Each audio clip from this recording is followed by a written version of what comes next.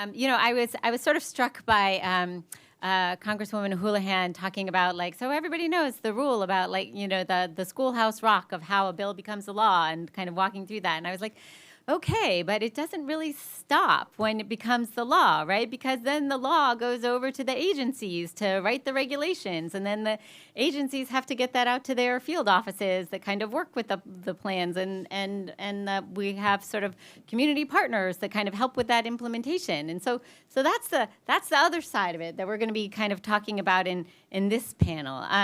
Government agencies, as you're all aware, do a range of things to support entrepreneurship, small businesses, businesses at large through technical assistance, through tax incentives, contracting and procurement incentives, market development, and more. And we touched on some of those things this morning. And in the case of employee ownership, there's a lot of different federal agencies that play a role. We talked a little bit about the Main Street Employee Ownership Act and the Work Act and how those created new opportunities for the Small Business Administration and the Department of Labor to support employee-owned enterprises. In addition, and I think we may have shared a little bit about the Treasury Department's State Small Business Credit Initiative, and that can be used to support broad-based employee ownership. Our colleagues at Treasury shared a little fact sheet about that. They unfortunately couldn't be here today. And of course, the Agriculture Department has a long history of supporting cooperatives, including worker co-ops, as part of its work in America's rural communities. And there are other agencies that also can and do support employee-owned enterprises through their procurement processes and other initiatives. And many of them also coordinate with each other as they implement congressionally improved programs. So in this session, we're talking a little bit about the ways federal agencies work with partners around the country to support employee-owned enterprises, and what they're doing as relates to some of the legislation that's passed in the past few years. So I'm going to quickly do a little sort of names to faces introduction. I'll remind you again that we have that handy-dandy QR code on your agenda if you'd like to sort of find people's bios and learn more about them, because they are a great panel. But my main task right now is just to get through not butchering their names. I will do my best. So next to me, I have Raj Nayak, Assistant Secretary for Policy at the US Department of Labor. Next to Raj, we have Dr. Karama Neal, Administrator, Rural Business Cooperative Service at the US Department of Agriculture. Next to Karama, we have David Hincapi. That works. Okay. Economic Development Specialist in the Washington Metropolitan Area District Office of the Small Business Administration. And next to David, we have Melissa Hoover, Senior Fellow at the Rutgers Institute for the Study of Employee Ownership and Profit Sharing, and founder and co-executive director of the Democracy at Work Institute. So thank you all so much for being here, and excited to jump in. And Raj, I'm actually just gonna start with you. And I should note, so this is the coveted after lunch spot, right? So you'll notice that none of our congresspeople who we invited to give opening remarks chose this time slot.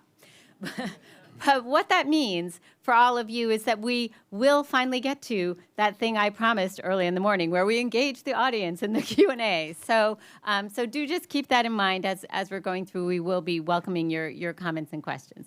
Okay, Raj. So as we have been discussing, and we've discussed a lot this morning, and I've discussed with you before, one of the great benefits of employee ownership is how it really supports good jobs. That's really important to the Department of Labor, and you guys have a whole initiative on good jobs. And you've been collaborating with the Department of Commerce on that and building a shared understanding of good jobs. So tell us a little bit about that work, and sort of what are some of the markers of a good job we should be keeping in mind as we think about how employee-owned companies can support good jobs. Well, thank you, Maureen. Can you hear me? No? How about this? Oh. How about this? Better? Okay, great. I'll just go a little closer. Great to see you all. I feel like I should be offering to introduce a bill or something. But Maureen, thanks for having me today. It's really exciting to be here. And I was saying to Maureen when I walked in, like, just the energy and interest in this issue is really exciting. As you mentioned, the administration has been talking a lot about good jobs, which is a conversation that I have to say, every time we talk about this conversation, I think, well, Maureen's been talking about this for a number of years, and we just want to recognize that you and your team have really been at the forefront of these questions. We all know that good jobs provide stability and security for workers and their families. But at the Department of Labor, we started really thinking in earnest about what Maureen talked about and has been talking about for a long time, which is what exactly makes a good job. What are those markers? In the beginning of the administration, when a steady stream of employers, sometimes public sector employers, sometimes private sector employers, came to us and said, look, how do we find workers in this tight labor market, right?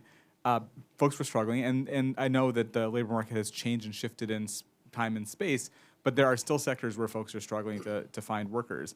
And so to us, that's the thing about good jobs. We know that employers who provide good quality jobs have a clear competitive advantage when it comes to recruiting workers, but also maybe more importantly, sometimes retaining workers. That question of how do you find workers is a lot easier if you're not losing folks on the back end. And asking us for, when they were asking us for advice, we would say, well, good jobs are an important strategy for recruitment and retention, in addition to creating a more equitable and resilient economy. So our then Secretary, Marty Walsh, started talking about what makes a good job in his speeches. We were hearing things from our key stakeholders. At the same time, the same conversation was going on at the Department of Commerce, and so who had a whole stakeholder engagement effort around the question too. So as Maureen said, we really joined forces with them to develop what we called our good jobs principles, like 8 high-level principles that we thought would be a good framework for some of our own thinking about what makes a good job. You can read them all at goodjobs.gov, but the highest level of those 8 principles will probably be old news to all of you, but I'll walk through them. One is just actively recruiting and hiring qualified applicants, especially folks from underserved communities who may be looked over in other circumstances. Right, this is that chance to really jump out and hire more people.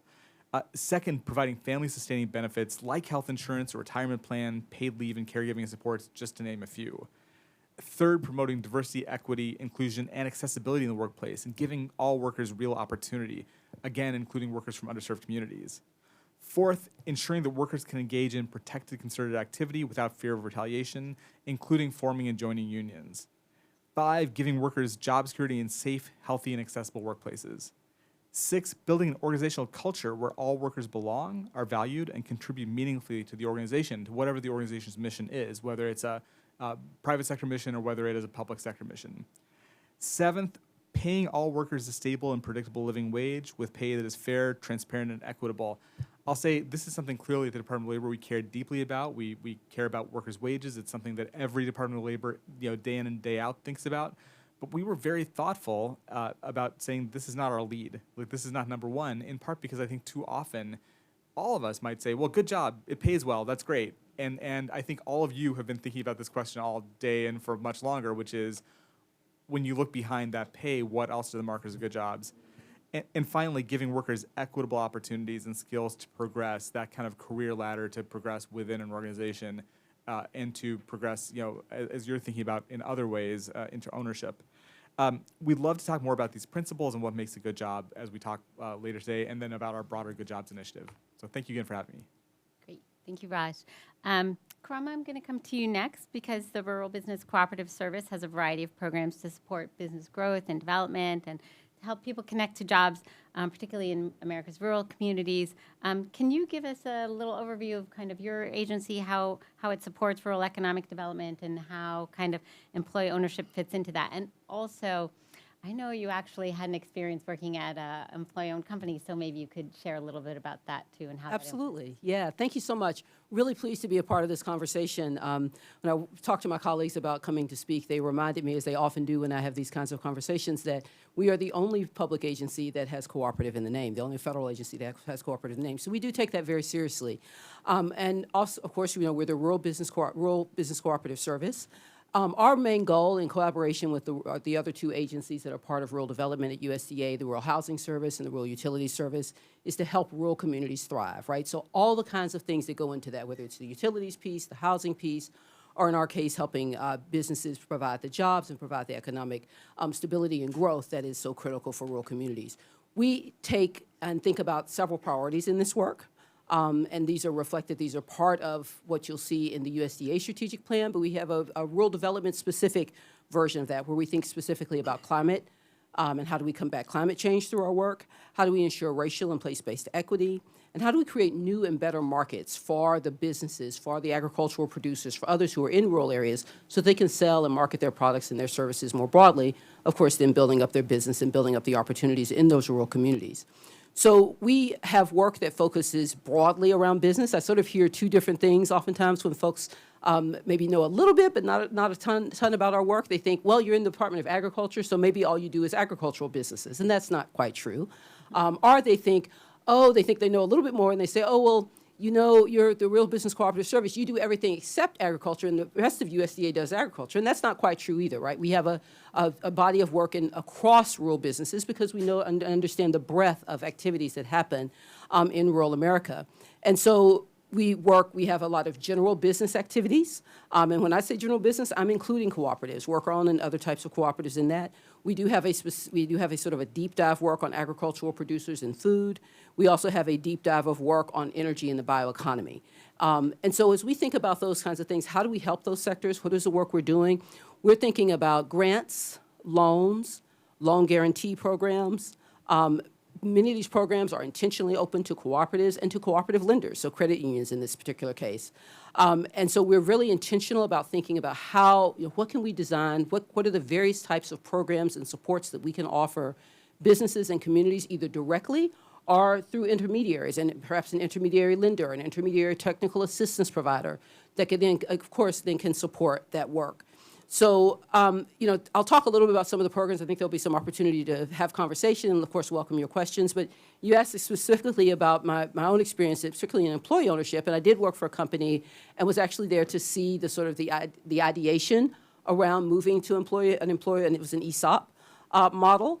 And then the transition and what that conversion looked like. And that was a really exciting process. It was well received. There was a lot of education that went into that for all of the staff, all of the people who were involved in that. That was a really exciting process. And it was really exciting also to see what that investment meant. I mean, I think it was really, I appreciated, Raj, how you talked about, it's not just about, good pay.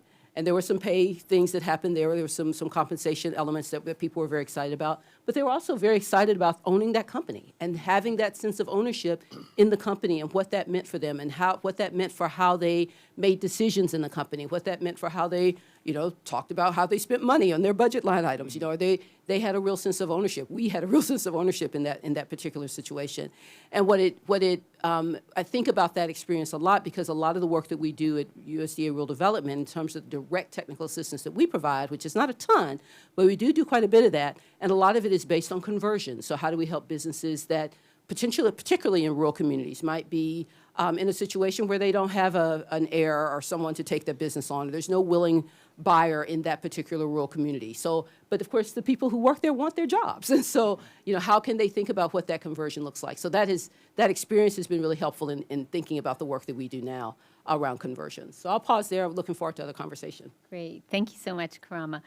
David, I'm going to come to you next. As I noted earlier, implementation of federal policies doesn't just happen in D.C. and in federal agencies, but also out in the offices in communities.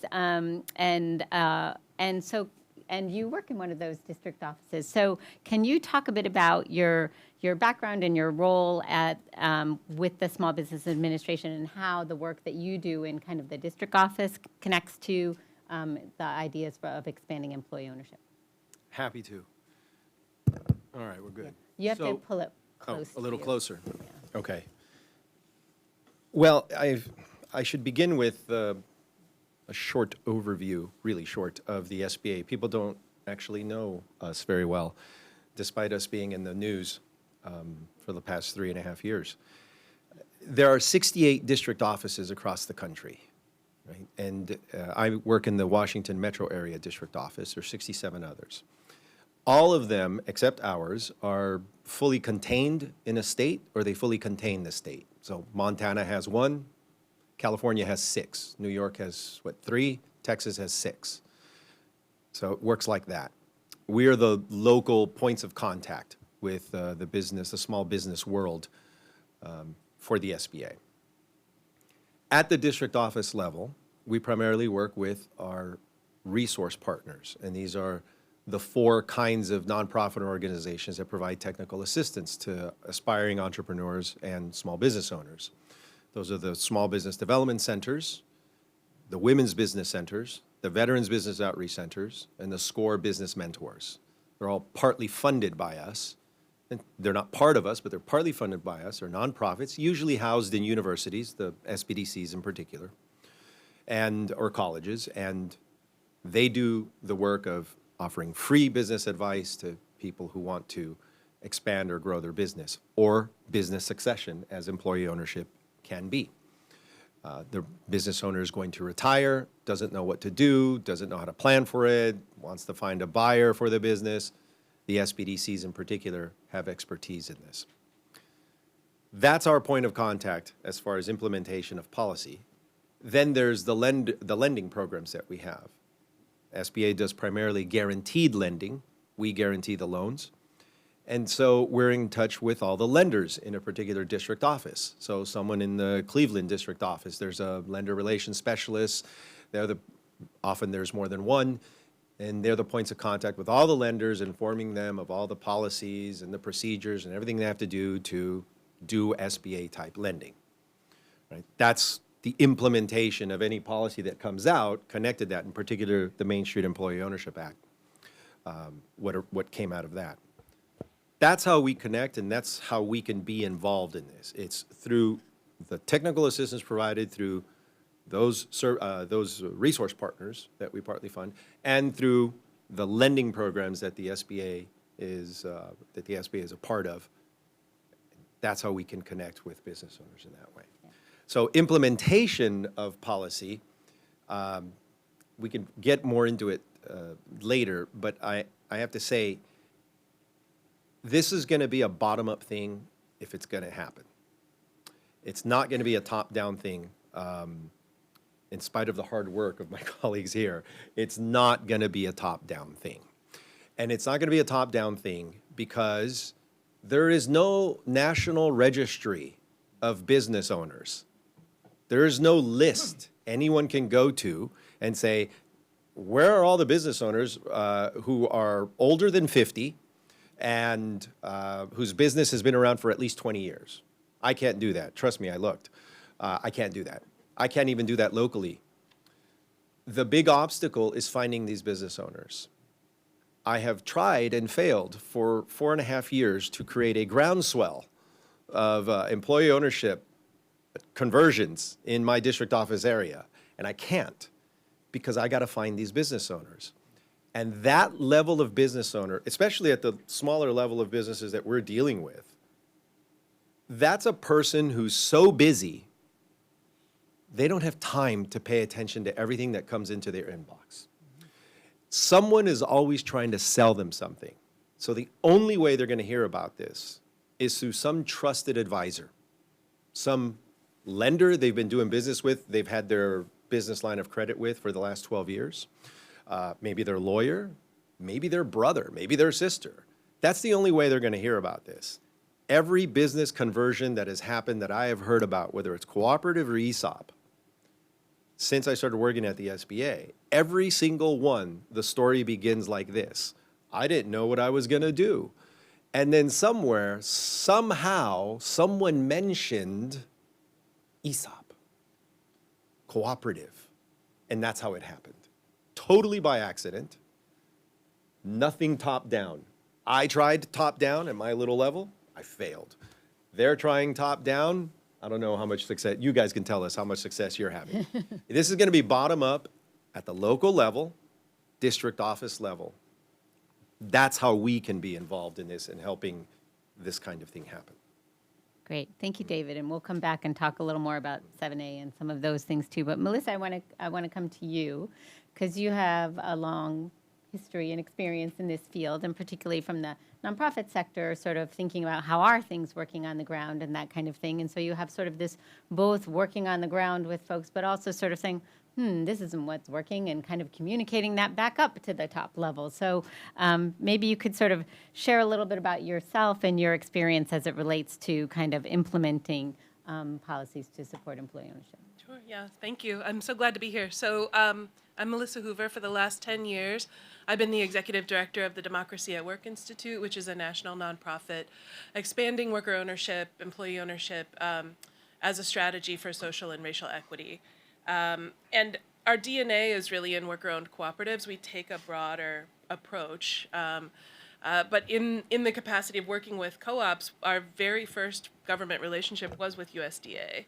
And we've been funded through the Rural Cooperative Development Grant and Socially Disadvantaged Groups grants. These are a mouthful, for a while. And as a baby ED, one of the very first things I did when I was a new executive director was go to USDA headquarters and meet with staff. I put on my collared shirt and I went to go meet with the staff there, and it was really eye-opening. They were immediately responsive. They warmly received the request to meet. They were curious about what was going on in the field. They wanted feedback about whether the programs were working and how.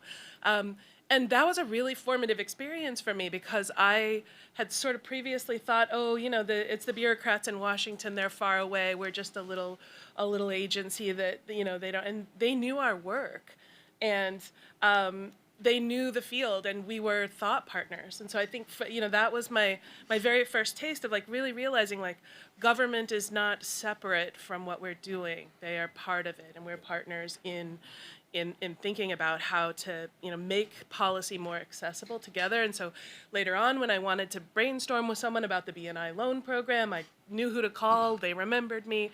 We had a good conversation. And it was about using the BNI program for conversions. This is the Business and Industry Loan Program at USDA, which is one of the many sources of government capital available for these kinds of transactions. So since then, I've been keenly aware of agencies as our partners and potential partners. And even though most of the interest that I receive from government comes from local and state government, and that's where a lot of the juice is, because I think that's where the problems are that the government is trying to use employee ownership to solve. Even though the work starts there, if you do local and state work long enough, you bump up into federal agencies. So not only are states laboratories for policy experimentation, as Jen said earlier, they're also where all of this legislation sort of lands and the funding streams sort of come through. So we've been increasingly engaged with federal agencies, but the early experience with USDA sort of gave me some footing to now work with SBA, to work with Department of Labor in those relationships that come out of the state and local work. Great, thank you. So we're going to dive in a little more on some of the details of some of the things that your organizations do. And Karam, I'm going to start with you this time, and maybe you could just talk a little bit more about some of the history of the Agricultural Department's work in employee ownership and the specific ways that you work to support this work. But also, I know that you work a lot sort of on these interagency kinds of things. So maybe you could also share some of that work as well. Happy to. I'm really happy. Thank you so much, Melissa, for sharing that story. I can't wait to take that back to my colleagues. I'm sure they will continue to remember you and appreciate that. So thank you. USDA has had, it's almost 100 years. So we had a cooperative marketing division starting in 1926. So like I said, coming up on 100 years. Initially was very, very focused on agriculture. So agricultural cooperatives, and that's the first version of what I shared before, right? Department of Ag, you're probably focused on agricultural cooperatives, and at the time, they were. The name has changed throughout the years. Twice, it's been sort of an independent agency within USDA, once called the Farmer Cooperative Service, another time called the Agricultural Cooperative Service. Now, of course, it's merged into the Rural Business Cooperative Service. So it has existed in a variety of forms, in a variety of sizes and shapes, as one can imagine, over almost a 100-year history. But we're pleased, really excited about that history, and over the years have really gathered a lot of materials and the kind of work. And so you think about, how do we engage cooperatives, whether worker cooperatives or others? I mean, it is still that research. We still do a lot of that research. We are the main source for agricultural cooperative statistics. And so we do a huge survey. I was just actually talking to my colleagues recently about what a big job that is. Huge survey every year of that, and we combine that with other entities across the country who are surveying and compiling statistics on other types of cooperatives. And so that you get a real full, between us, you get a real full picture of the cooperative sector in the U.S. I mentioned already that we provide some level of technical assistance. I mentioned that in the context of conversions, but there are other things as well. We don't have a huge staff, but that staff is mighty, and they do a lot of excellent work.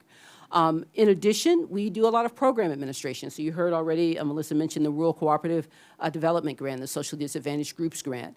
Those are 2 grants that are specific to cooperatives, right, or to cooperative services, cooperative kinds of work. And so in those cases, we are funding other entities to provide technical support, to help cooperatives develop, grow, start, all those kinds of things.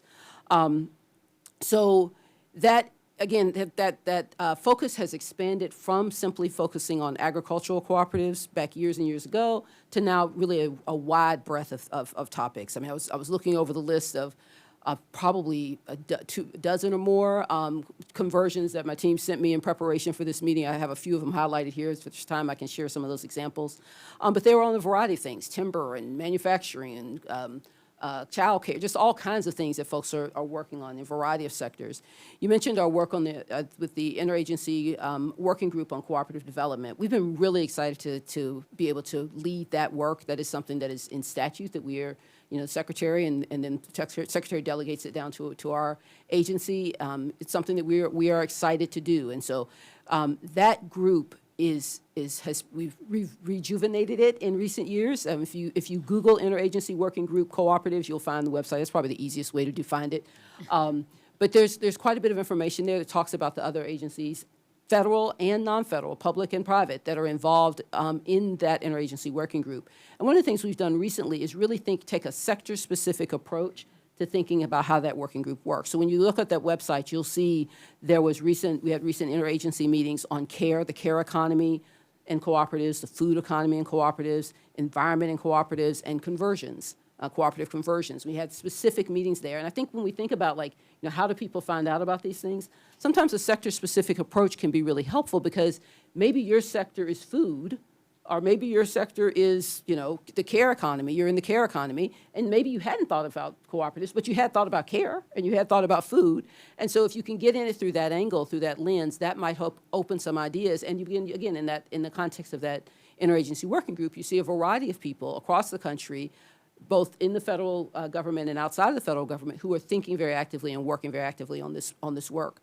So we have a new set of meetings coming up that are focused on some other topics. And so, again, we're excited about really bringing folks together to think about cooperatives writ large, but also in a really sector-specific way that we hope will generate, and is starting to generate, some additional interest in some folks who might not have been already interested in that work.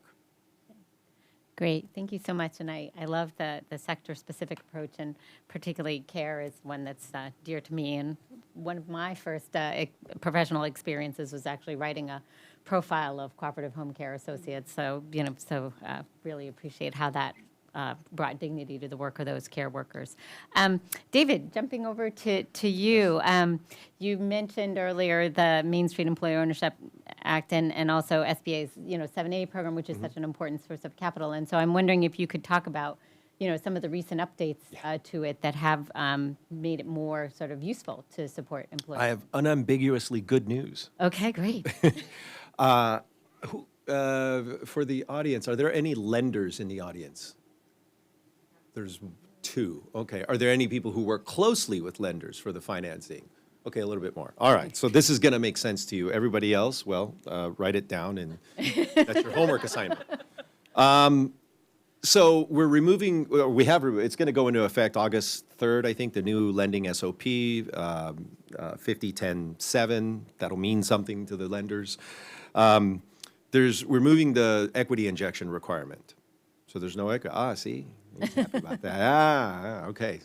So no equity injection, and I can explain that quickly if anyone needs it. You can use the delegated authority to submit the loan to get the guarantee. Do a little overview. Okay. So the equity injection requires, there's a requirement when you're getting an SBA guaranteed loan. We call it the project cost. So you're selling the company, it's a small company, the maximum 7A loan is $5 million. So you're selling the company for $4 million, there has to be a 10% equity injection coming from whoever the buyer is usually. So I'm selling it to her, and she has to provide 10% in cash for the project. We're removing that in the case of an ESOP because it never made much sense to have it, because the new owner has no assets yet other than the firm itself. The new owner is the ESOP trust. The only asset it has is the stock of the company. Where is it going to get more cash? So that's removed. That makes it a little easier to get the 7A loan. They can use delegated authority. This means lenders who have delegated authority, the preferred lending partners, these are usually banks that have enough experience making 7A loans. They're allowed to take the application, make the credit decision, send it to us, and because they have delegated authority, we trust they know how to underwrite these loans. We do a quick review, and they get their guarantee. Everything turns on the guarantee. Everything is about that guarantee. 75% guarantee on the loan. If you don't use delegated authority, the lender is going to do all that work. They're going to send it to us, and then we're going to do it all over again to make sure they follow the underwriting standards. With delegated authority, you cut that out. We trust them. It happens faster. Now, the third thing, and this has been formalized into the SOP, is that now the trust must have documentation from the IRS, from Labor, Department of Labor, and the Treasury that the trust has been created according to all the rules that apply. It's a good trust. It meets the rules. So they get that, submit it through delegated authority, no equity injection, the loan happens, we're all happy. So those are the regulatory changes that have happened, and that for the people involved with lenders, you'll know that that's a really big deal. Yeah. Now, that doesn't mean every lender relations specialist in every one of the 68 district offices is going to know this. Because district offices, like every other government or non-government entity, private business is staffed by human beings, and human beings have their interests, they have their lane, they have the thing they have become expert at. And so this lender relations specialist over here in this district office in Oklahoma knows everything there is to know about lending to general contractors. That lender relations specialist over in Maine knows everything there is to know about lending to fishermen. So you are going to have to educate the lender relations specialist almost as much as they're going to educate you. This is why I said this is bottom up. You go out, the SOP is a public document. Download it, find the chapters that matter, put your hard focus reading cap on because it's government prose. So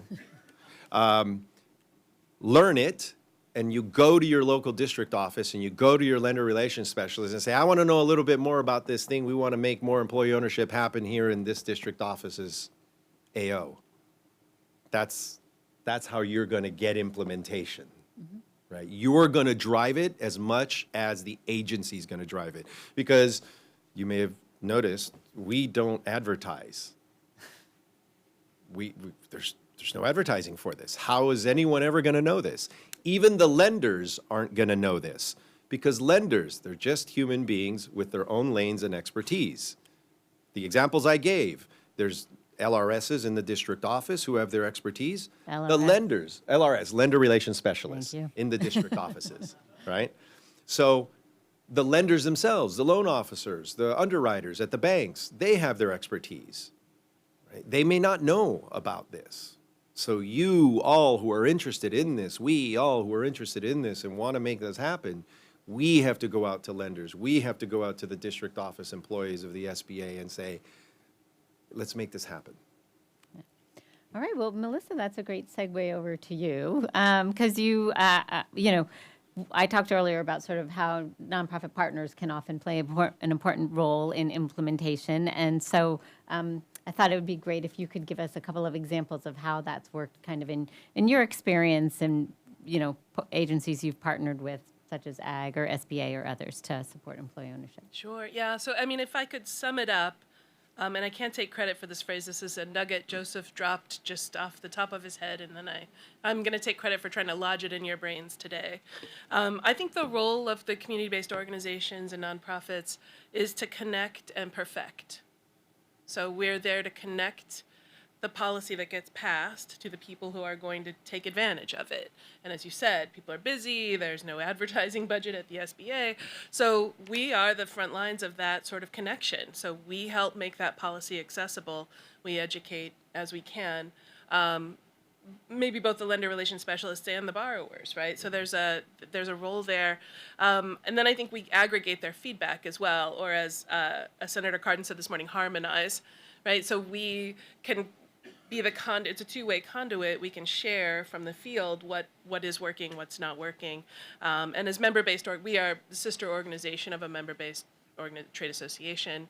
We have a pool of experience to draw on that we can share from, and same with the ESOP Association. So that bottom up, I think, is really real. That's the partnership, right? You're doing the top down implementation, and then it's really going to move when we push.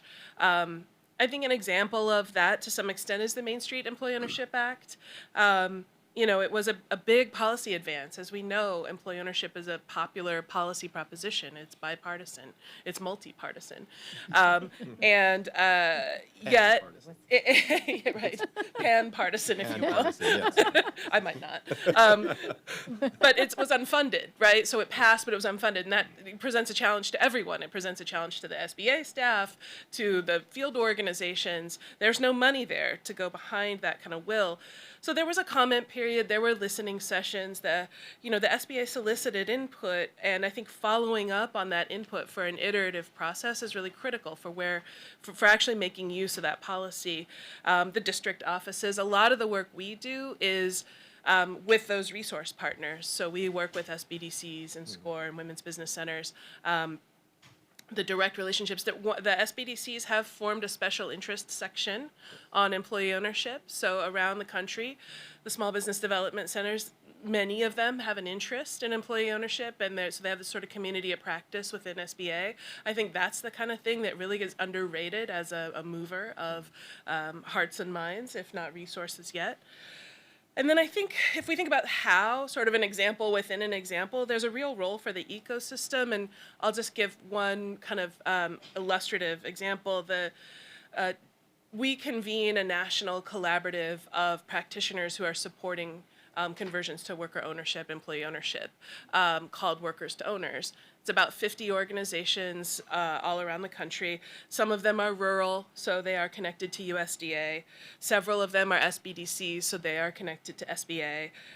Some of them are CDFIs, so they're connected to the Treasury Department. Still others use workforce development funding, layoff aversion funds to do feasibility studies for business retention, so they are connected to the DOL.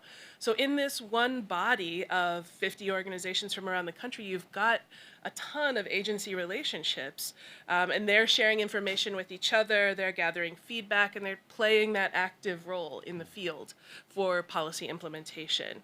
And recently we've been focused on the State Small Business Credit Initiative that's coming down through the Treasury Department, and I can talk a little bit more about that when we maybe talk about particular programs and policies.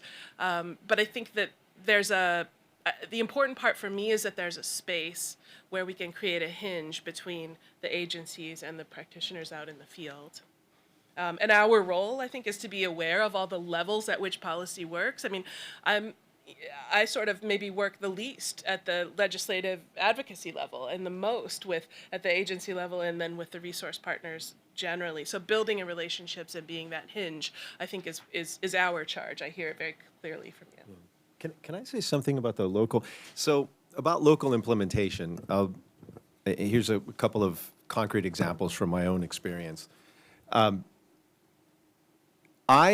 With Project Equity, one of the organizations that's very expert in this field, we wondered about how to engage local elected officials and government officials, right? So we thought, okay, we'll start with Northern Virginia, the 3 counties here, Fairfax County, Arlington, and Loudoun County, which are in my district office's AO. And we included, I think, Prince William County, just south of it. So we had a thing informing them about the Main Street Employee Ownership Act. We invited them, and the Main Street Employee Ownership Act, and the lending rules and everything. And the lending rules were not as good as they are now, right? This is recent changes. I wanted to make clear to these local officials why this should matter to them. Why should they think about this and include this in their whatever economic planning and policy they have? So I dug into the Census Bureau's statistics on small business and on payroll. I focused on payroll because this was after the pandemic had begun. So this was in 2021. Not revenue. I focused on payroll because we had just experienced what happens when people lose payroll, right? We just saw what happens when people either don't spend the payroll they have or they just lose the money they earn. So I thought this was an important approach to it.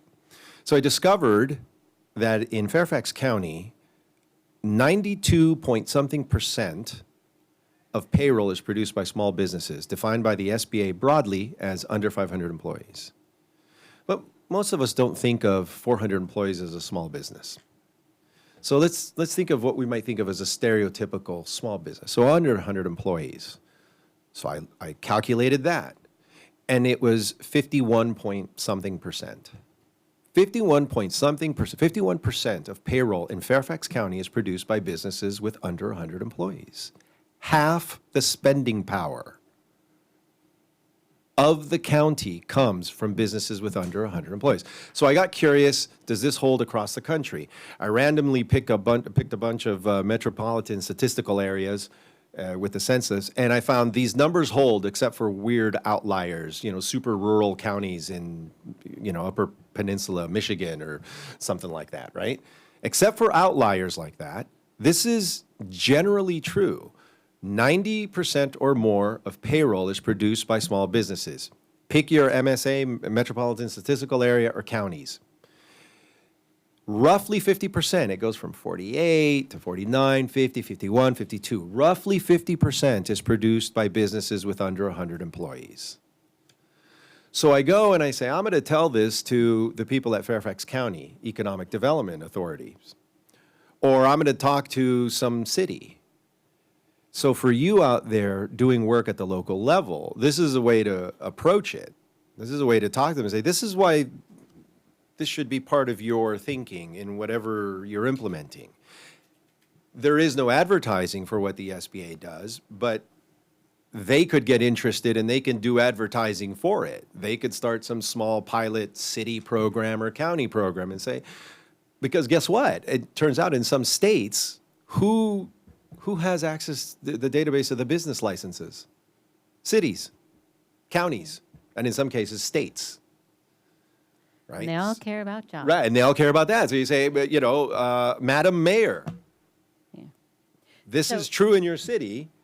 Maybe you can go get a list of business owners that are over 50 and the business has been around 20 years. Maybe they're thinking of retiring. Maybe we can do something about this. Yeah, yeah. So that's great because I think it is true that they all care about jobs kind of at the local level and even, politicians at the national level, right? So, so Raj, just kind of to go another layer, and I think Melissa also brought up sort of how, the layoff aversion can relate to sort of employee ownership and that kind of thing, right? Because everybody cares about jobs and job stability and also hopefully good jobs, right? So talk a little more about sort of the mission of DOL and how good jobs and employee ownership can potentially fit.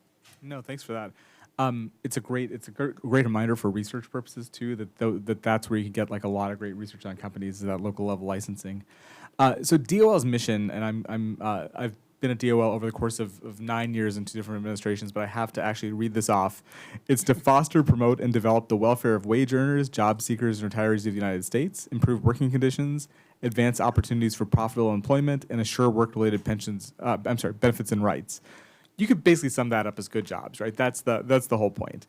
We know that employers play a huge role in that mission, and my guess is employee owners probably know that better than anyone, right? That they see that connection between good jobs and employers really as well as anyone.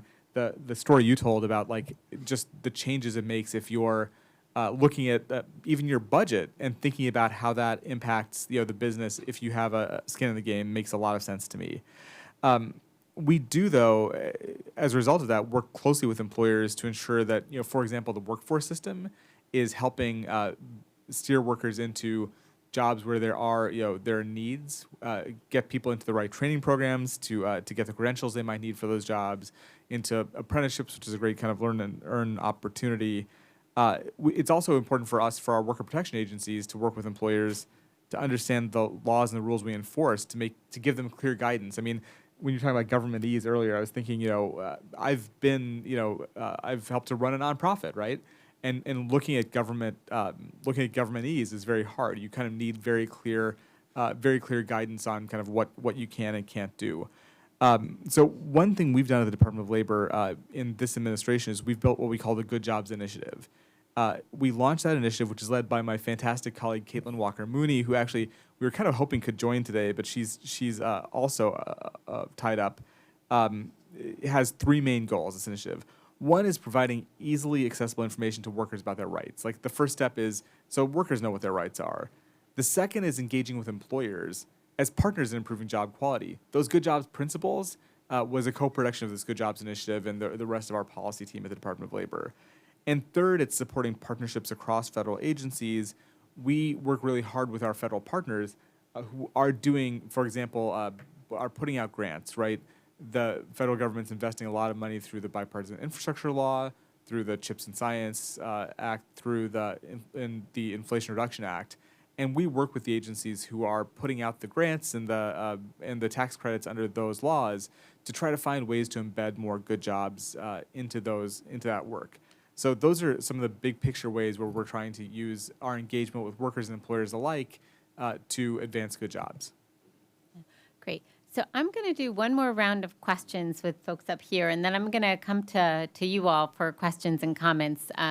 So just wanted to let you know, and then we'll have a final round of sort of like final thoughts questions before. So I'm just going to get to the Q&A a little earlier. But so Melissa, so starting with you this round, so you pay attention to policy, but you've, and connect it to sort of the practical work on the ground. I'm just curious, like, what are some of the positive things that you're seeing right now, and what are also, like, what are the sort of continuing roadblocks that you're concerned about? Well, a lot of my positive things have been scooped by my fellow panelists already and prior presenters. But I just want to, I think the most important one I want to lift up are those new 7A provisions at SBA do meaningfully address program barriers for ESOP loans. And it's not the sexiest form of policy, right? It's behind the scenes, it's inside baseball, but it does enact the spirit of the legislation.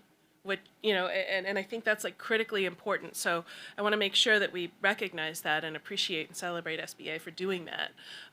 The work that only they can do, which is change the SOPs. So the second, I think, bright spot for me is the Department of Treasury and the State Small Business Credit Initiative, including employee ownership as an authorized use of funds. And that was just a tiny little thing that got tucked in.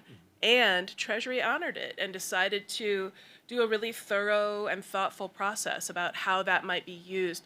The State Small Business Credit Initiative might be used to support employee ownership. And then the field did its own thorough process.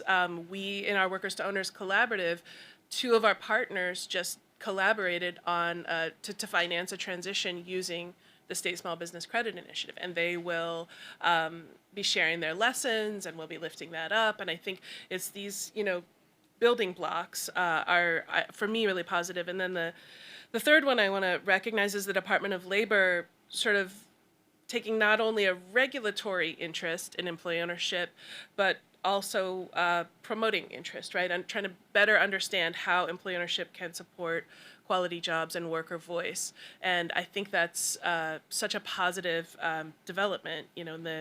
As Jim mentioned, the Work Act does need to be funded in order to sort of get us over this, one of the challenges that I'm going to identify. But, to be able to really do robust state center outreach. And then, of course, you got the USDA Interagency Working Group, I think is amazing. There's the Congressional Cooperative Business Caucus, all these sort of educational initiatives at the agency and leadership level. I think some of the challenges are this chicken and egg question, right? You're too small for government programs, but if you're always too small for government programs, how are you ever going to access government programs? So I think getting, doing these bits and pieces, raising the profile, designing things that are thoughtful that we can actually use sort of helps us address that challenge. I think making maybe having the ambition, and I'm not a policy person, so this may be a non-starter, but to have funded policy initiatives when we implement something at an agency, to say it would be great if there were some money behind it. I think we were getting in where we could fit in for a while, and maybe there's an opportunity now to put funding behind it. And then I guess third is just the unsexy but critical work of building those communication pathways, and just sort of orienting ourselves to partnering with government, understanding the bottom up, top down, understanding that there's a shared interest there, and making sure policy's usable. Yeah. Great, great. So Karama, I'm going to come to you next, because you are engaged, as you mentioned, in a number of different sectors and industries. So what are the opportunities and challenges that you're seeing now as you're sort of leading the work to grow ownership within the? Yeah, thank you for that. I think, there are a number of things. I mean, you think about opportunities and challenges. I mean, you think about some of our programs. We heard mention of the Rural Cooperative Development Grant. I mean, that's a one-year grant. We'd love to see that be better funded, have longer duration, so folks have time to plan and really implement their programs. So, there are a lot of those kinds of things, some of which we have control over, some of which we don't have control over. But they can be important to the work that we're talking about here. I think there's also really an opportunity, and I think this is evidenced by what we heard about the 7A loans, what you mentioned with the business industry guaranteed loan.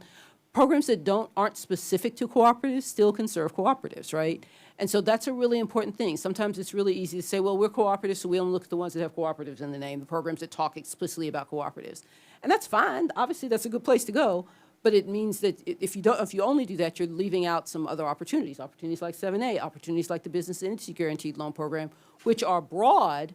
But certainly in our case, we're very intentional about trying to design all of our programs where it makes sense to include cooperatives, include employee ownership where that makes sense, so that we're very intentional around that. And we've been pleased to have gotten some good feedback, even in some of our newer programs, that we saw that y'all did that and you made it easier for cooperatives to participate. And that's a really intentional thing that we're doing. So I think there are those kinds of opportunities and things that we seek. As we think about some of the other places where we're seeing work and seeing additional opportunity, I mentioned the sector-specific approach we have been taking. There's also another round of these interagency working group on cooperative development sector-specific meetings that are coming up, and these are going to be focused on home ownership, childcare, equity, food, and real estate. And so, again, if you're interested in that, just Google that phrase, and you should be able to find that and sign up and get more information. I think there's significant potential there.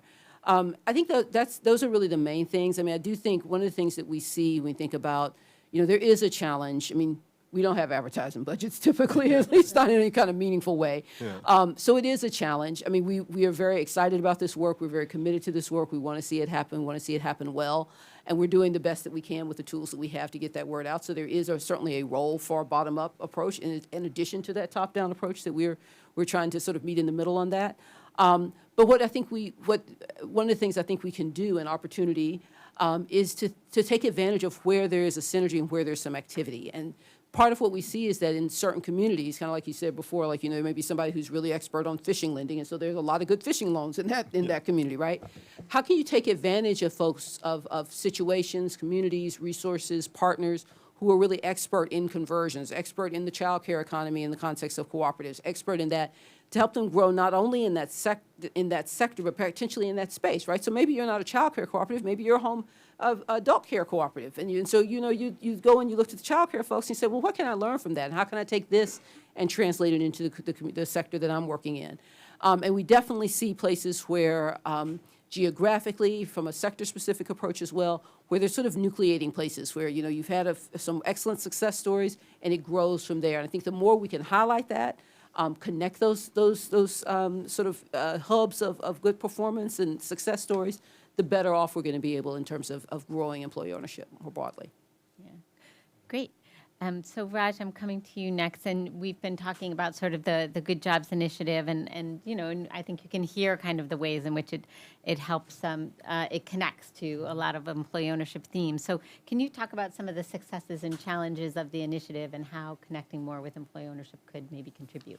Sure. So, I mentioned earlier the Good Jobs Initiative does support these partnerships across federal agencies, and we provide technical assistance on grants, contracts, and other investments. That's work the Department of Labor has actually done for a long time on an ad hoc basis.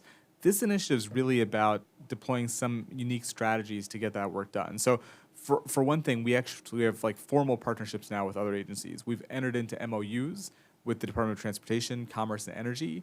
The idea being we're going to support them and help them commit to using their bipartisan infrastructure law funds to support equitable workforce development pathways into good jobs.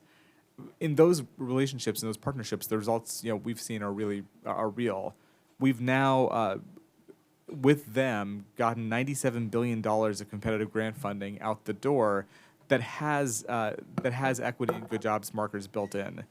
We've also tried to, for example, incentivize registered apprenticeship programs in collaborations with the Department of Labor's Office of Federal Contract Compliance programs to think about, again, bringing more underserved communities into those jobs. Another strategy is just around engagement.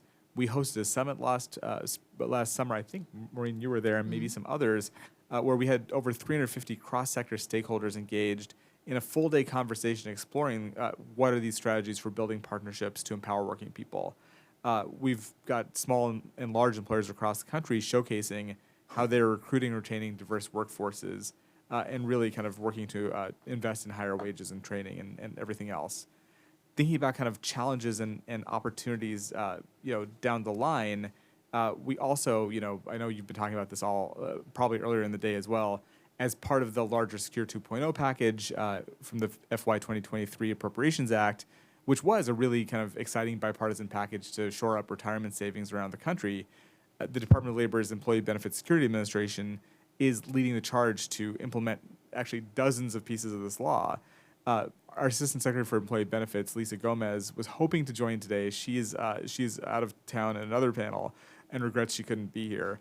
But I know you've been talking about the Work Act, which is one key part of Secure 2.0. It directs the Department of Labor to establish this employee ownership initiative that would provide education, training, and the promotion of employee ownership together with state programs and providing guidance on valuation of actual values under ESOPs. So EBSA will be taking this on. We're actually really excited to start working with stakeholders on this important initiative. Stay tuned. Lisa and EBSA will be announcing more about this and how to actually get involved and make your voices heard in the process. So I will say, though, the flip side of that, the challenge, which has been noted, is that's another a piece of that initiative. The grants have not yet been funded. So that is, if you had your local congressman here, you could make a pitch. Great. Another pitch for squeaking about something. Great. So David, you brought up sort of successes of changes to the 7A program and the challenges of a lack of a marketing budget. I'm just wondering from the sort of local perspective, if there are other sort of successes or challenges that you'd want to highlight for folks now.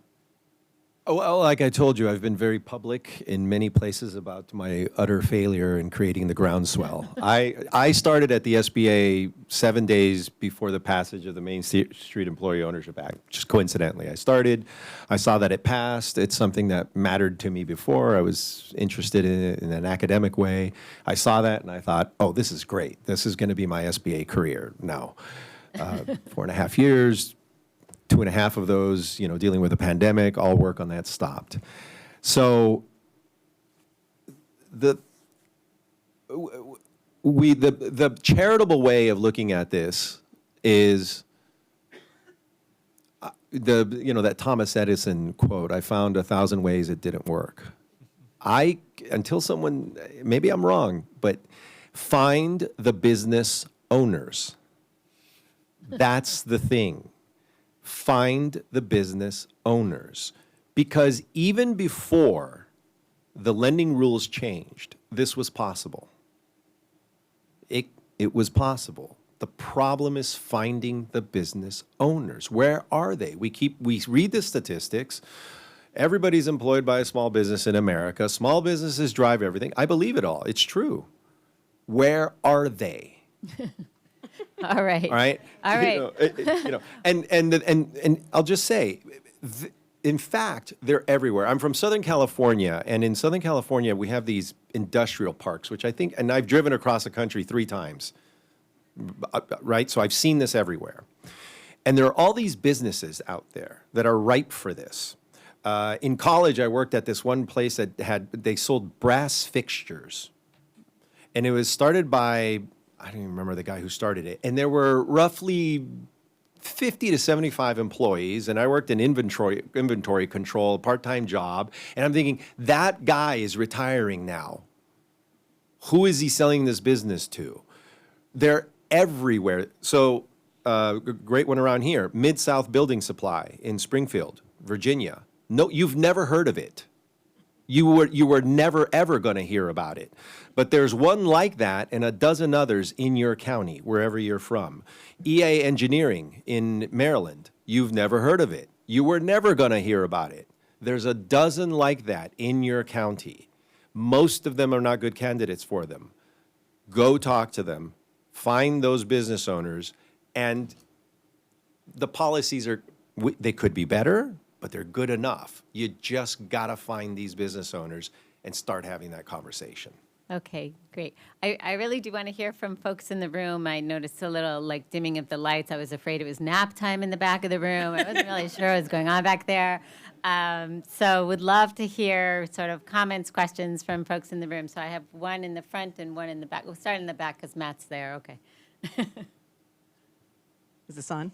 Oh, Okay, Hillary. great. Hi. Hi, everybody. I'm Hillary Abell with Project Equity, and really delighted to be here today, and wanted to just build on what David was just saying. So a lot of what we do at Project Equity is find the business owners, and I'm encouraged by the fact that we have a lot more throughput now. So we're working with about 40 companies at any given time on either a feasibility assessment, a transition, or post-transition support.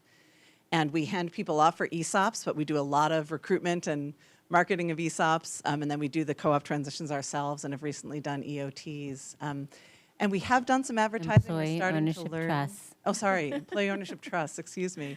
And also perpetual purpose trusts, which can have other purposes like an environmental purpose.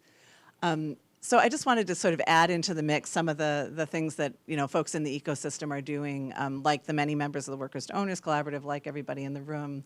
And we have been doing some advertising. We're starting to get leads from that. We're learning which types of pictures, which types of messages work better. And I wanted to lift up local government partnerships because we have about 9 of them right now. And we are finding that economic development message, and we do local data studies, and it's usually that the legacy businesses 20 years old or older are about 20% of the total businesses in any given community. So we've seen this across a dozen studies we've done. And they represent about 2/3 of business revenue and about half of employment. So the case for retaining them, they have an outsized positive impact on our communities. And economic development officials are starting to embrace the case for retaining them. So Those are your Long Beach statistics, right? yeah, I have those memorized. I remember. yeah, and about a dozen others. Yeah. And I've looked at the pattern that it always is right about in there. Yeah.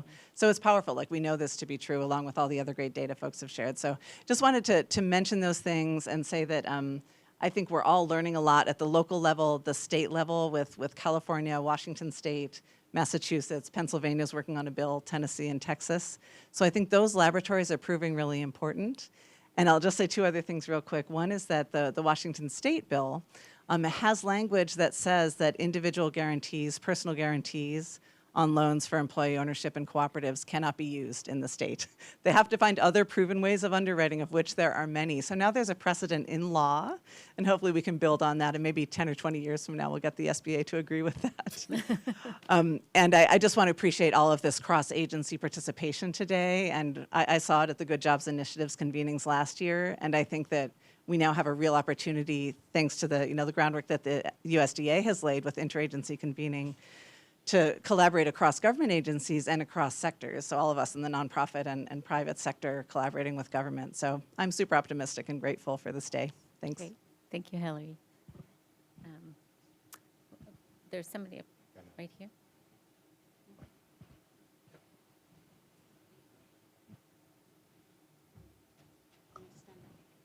Sure.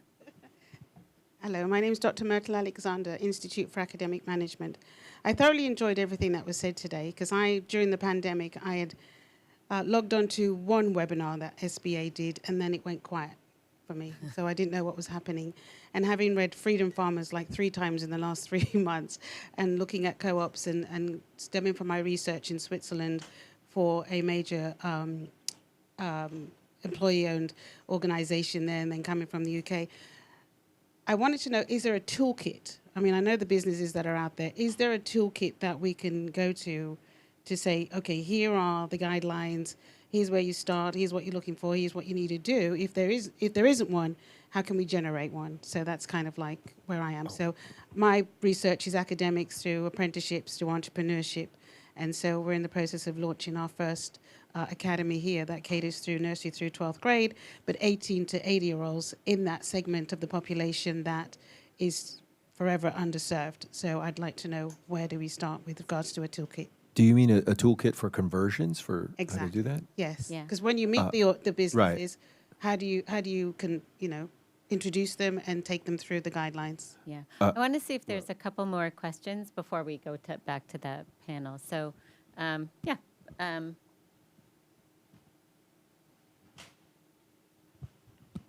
Hi. So my name's Eric Foreman. I'll just share a little bit of context, and I've got a couple questions. In 2019, I started working on something called the Drivers Cooperative, which right now is a driver-owned alternative to Uber in New York City with over 1,800 owners. We've had a lot of successes, but one of the challenges we found is that we needed a line of credit because we were doing a lot of business on contracts that had, receivables gaps.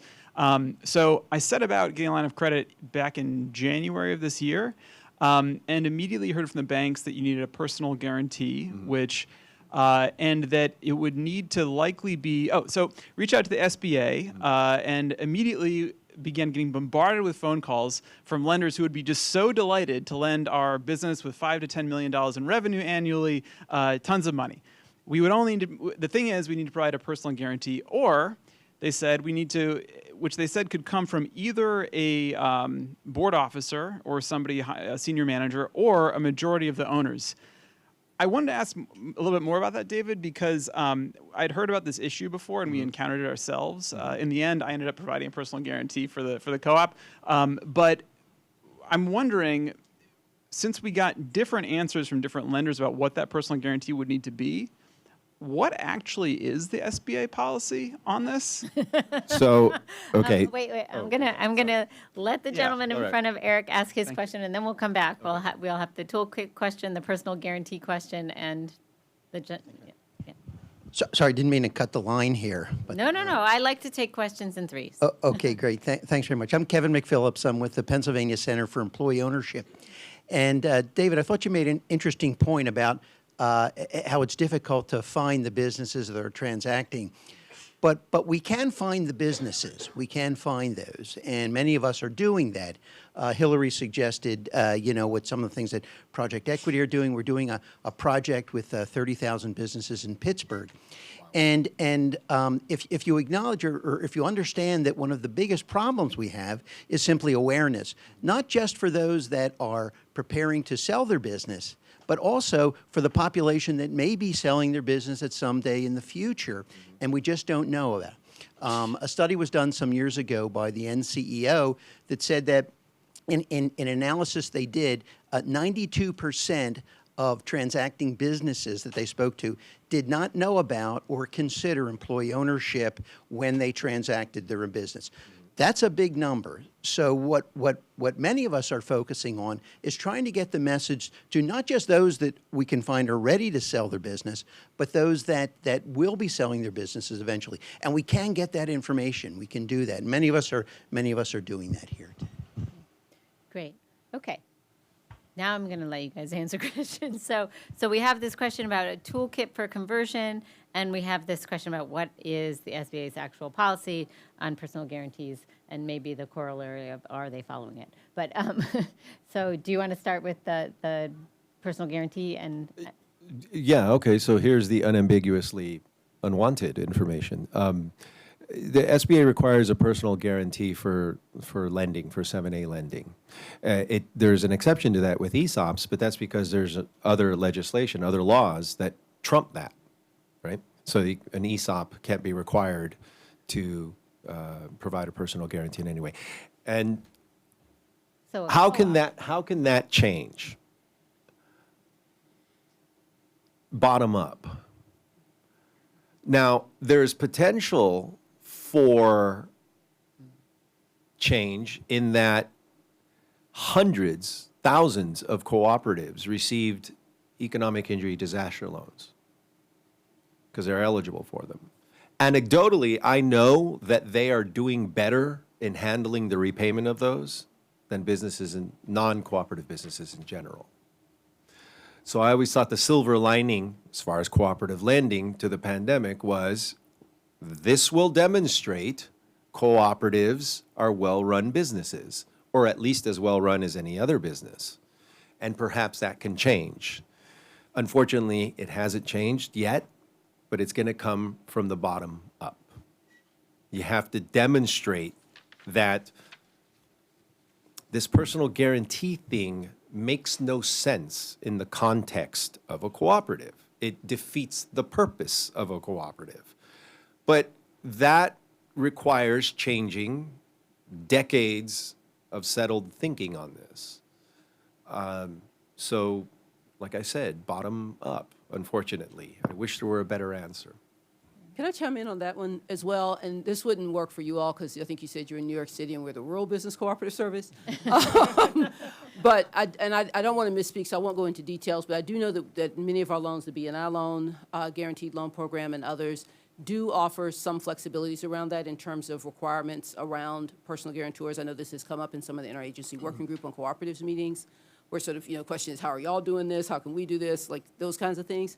And I'll take this opportunity, just any of the kinds of things that I've been talking about. I mean, of course, you're welcome to reach out to me, but I also would recommend our state offices, who are really experts in all of our programs and have people.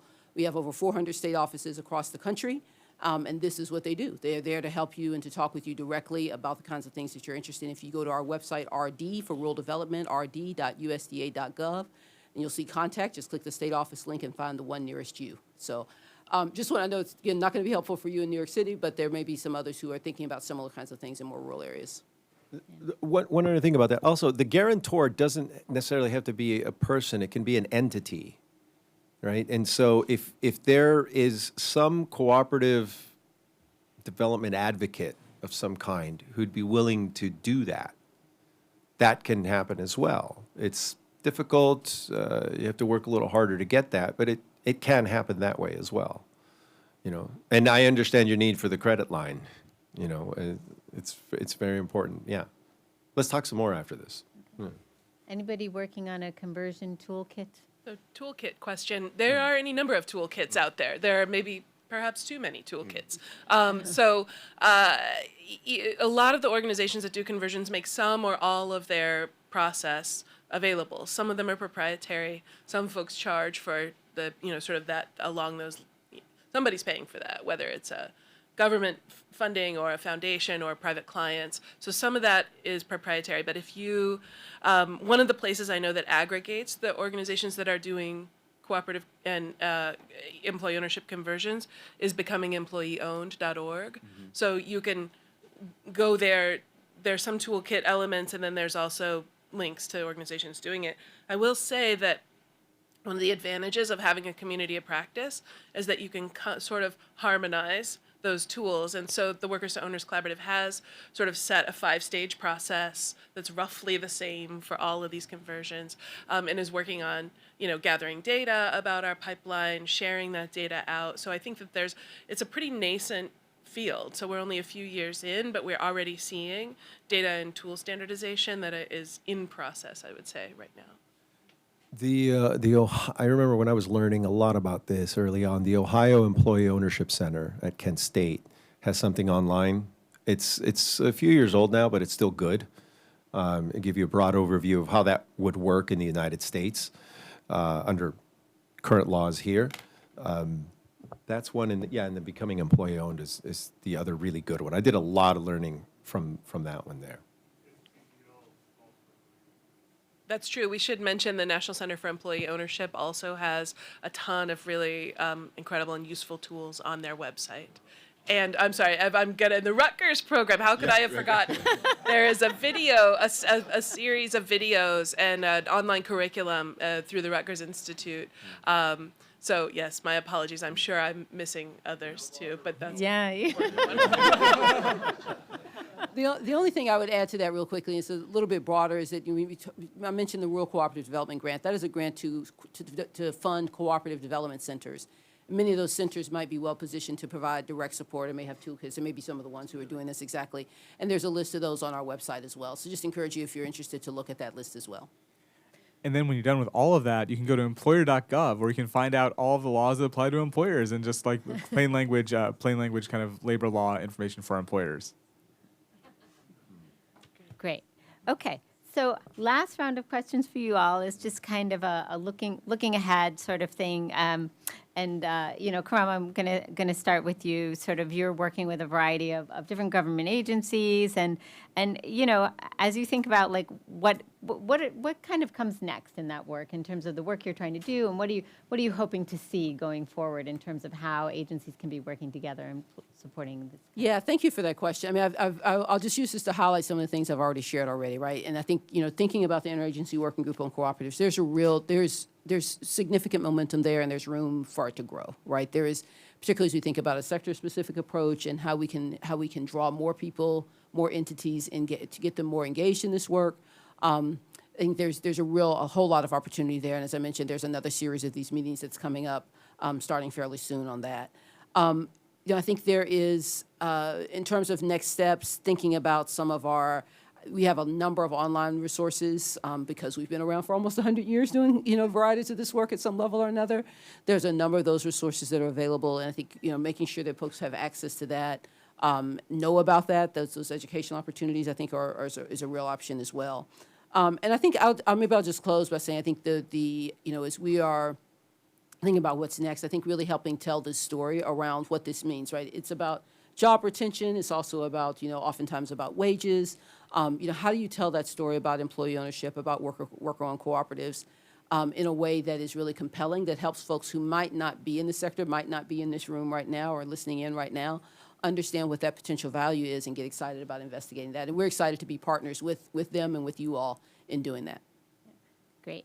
Raj, I'm going to come to you next, and you mentioned the Work Act and that it authorizes DOL to, establish a network of centers that would provide information, technical assistance, and address some of the challenges we've been talking about. So what should folks here understand about sort of what DOL's plans are at this time?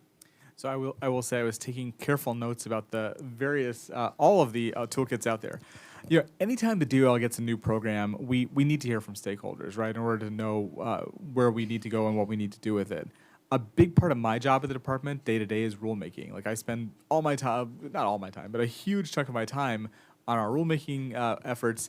And that, the kind of notice and comment process I find incredibly helpful, because we don't know everything about even the stuff that we do know. The great thing about rulemaking, though it's a long and tedious process, is we put proposed rules out there, and then we get comments, and we sometimes get 33 comments, and sometimes we get thousands and thousands of comments. Thinking about the various pieces and components of the work ahead, EPS is committed to hearing from stakeholders and to finding ways, if there are rules coming out of this, to do notice and comment rulemaking, but if there aren't rules, just to find ways to hear from stakeholders about where we want to go. Hearing this conversation, the folks on this panel, but also just all of you in this room, I know there's a ton of expertise out there. So stay tuned for more ways to get involved and to really make your voice heard in this process as we're planning our new activities. Great, thank you. David, I wanted to come to you next, and you've been sort of, maybe you also just kind of want to summarize, because I think you've been giving people a lot of advice, but we've been talking about, improving implementation part, this fixed policy, improve implementation kind of nexus, and you've shared some examples of that. So I guess what's the key thing you want folks to take away about that? That this is all top down. Yeah, right. Oh, good, you were listening. We've covered the policy stuff quite a bit. So let me bring everybody back to why we're interested in this. How many, just quick raise of hands, how many people here have heard of the Marcora law in Italy? Few. Okay, for those who haven't.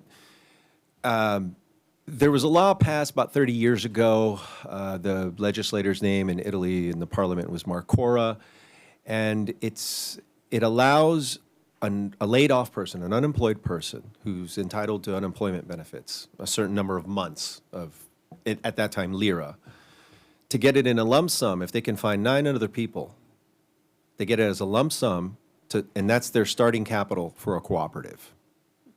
Now, this is a nationwide law in Italy, and they've improved it once. They've gone back and done some changes to it once. This resulted in an improvement in a region that was already cooperative dense. There's a city, Bologna. The region is Emilia-Romagna. How many of you have heard of this place? Oh, a lot of you. Okay. For those who haven't, 2/3 of the people who work for a living there work in a cooperative. They're worker owners. And 1/3 of the GDP of that region is produced by worker-owned businesses in the form of cooperatives. So why are we all doing this? All right, think back to your region, wherever it is you're from. I'm from Los Angeles County. Broadly speaking, all of LA, Riverside, San Bernardino, and Orange County are one big giant suburb. So what would it mean for 2/3 of the people who work for a living in those counties to be worker owners in an ESOP or a co-op? And what would it mean for 1/3 of the GDP of that region to be produced that way? Apply that wherever you're from. And I guess you would find it very difficult to even imagine what that looks like. It's so literally unimaginable. But stop and think and let yourself get creative and go, what does my city look like if that's the case? What does my county look like? What would this place look like, the DMV? I live 3 metro stops away from here. And so the 3 counties in Northern Virginia and 2 in Maryland that I serve, Prince George's and Montgomery. What if this region was like that? It's such a beautiful world. So as you're figuring out how to get this to happen, keep that in your mind. I think it'll improve your creativity and help you overcome whatever obstacles I mean, that's why I keep it in mind and why I haven't given up after 4 years, so. Yeah. Thank you. That was very inspirational. Really appreciate that. So Melissa, now we come to you. Remind me never to follow David Hinckley on the panel. Preach, yes. So 3 things, I think. I want to thank our partners in government for being here, for giving your time. And I really want to thank my brilliant colleagues in this room and beyond.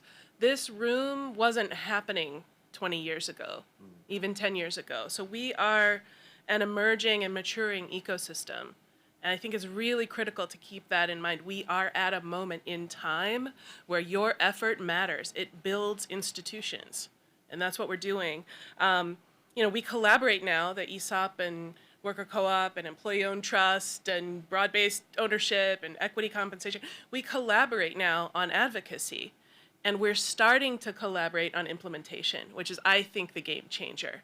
It's easier, I think, to collaborate on advocacy than it is on implementation, but that's where the real work happens. And I think Joseph is right that the sort of general population support for the concept of employee ownership outpaces the bureaucrats and institutions who are sort of implementing it. And I think that's a good problem to have in a lot of ways, right? That means we push. My second thought is that there are synergies happening to this idea that we are in a moment. If this legislation passes, gets implemented, gets funded, if the Work Act, results in this growth in state centers, that's certainly going to create a pipeline of borrowers for SBA loan programs. It will resonate into USDA. It'll resonate into other agencies. We're already seeing some of that happen. So there are synergies in policy, and particularly in the implementation, that are the sum is going to be greater than the whole of the parts. Or is that the way we say it? Yeah. So I think sort of keep that in mind when you're pushing too. And then the last thing, I think, policy is a door, right? It opens a door. We all have a role in making sure that things don't get lost in translation from intention to implementation. We've heard about the role of the agency staff. We've heard a little bit about the role of the field. I think those hinge points are where are potential gaps, but they're also where connecting and perfecting policy happens. So what I mean by that, I mean the hinge point between legislation and implementation. I mean between federal and district office. I mean between the public sector and the nonprofit sector and the private sector. I mean the hinges agency to agency. So I think, if we want to keep the door open, we got to keep the hinges oiled. So what I would encourage you to think about, all of us, and research has a role to play here too, is what are you doing to oil those hinges, to identify where they are and to keep them oiled so that the doors can swing open. I'll leave you with that. That was wonderful. Yes. We're done, but I just want to thank the panel. This was fantastic. Thank you all so much. Thank you all.